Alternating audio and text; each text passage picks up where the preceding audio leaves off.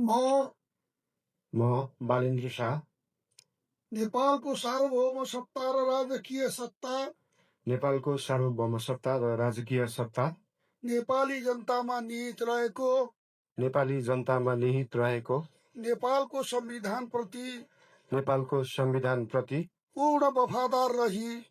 वफादार रही सत्यनिष्ठापूर्वक प्रतिज्ञा गर्दै सत्यनिष्ठापूर्वक प्रतिज्ञा गर्दै ईश्वरको देश र जनताको नाममा ईश्वर देश र जनताको नाममा शपथ लिन्छु कि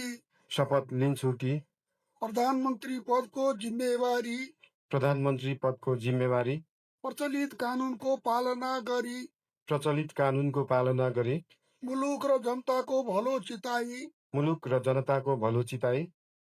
कसैको डर नमानी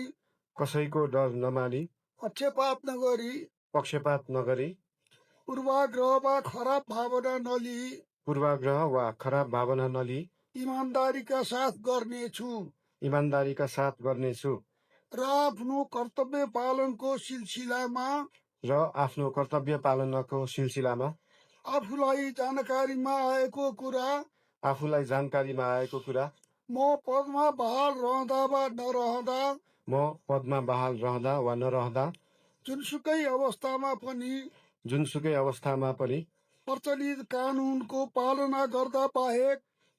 कानुनको पालना गर्दा बाहेक अरू अवस्थामा कुनै किसिमबाट पनि प्रकट वा संकेत गर्ने छैन। धन्यवाद। यसपछि